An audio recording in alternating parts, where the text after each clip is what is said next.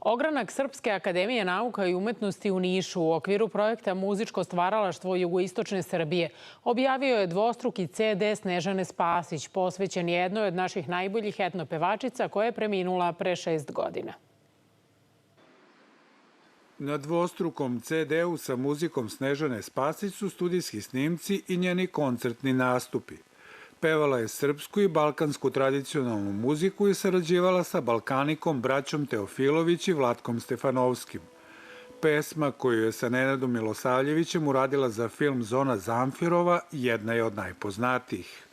Značaj ovog CD-a, zapravo dvostrukog CD-a, je u tome da sada prosto šira publika može da čuje ponovo Snežanina izvođenja i da te pesme na nove načine uđu u naše sredine, da možda neko mlađi nauči neku pesmu, dakle da one dalje žive.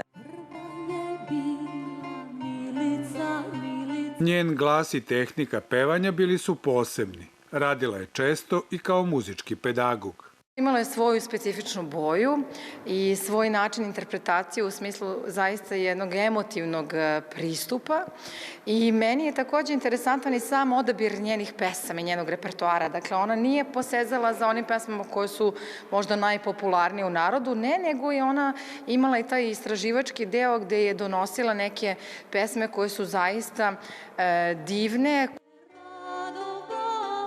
Snimila je više od 80 trajnih muzičkih zapisa za nacionalne arhive i nastupala na festivalu Nišvil.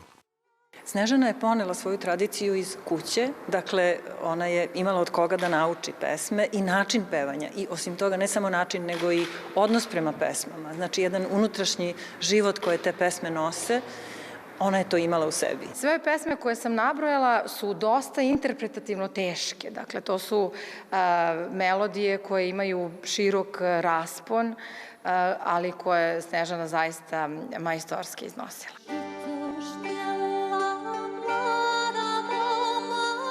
Disk koji je izdat u saradnji sa kućom Balkan Culture Heritage ima za cilj da se ogromno muzičko nasleđe prenese mlađim generacijama kako bi upoznali autentične pesme koje su pevale naše bake i deke.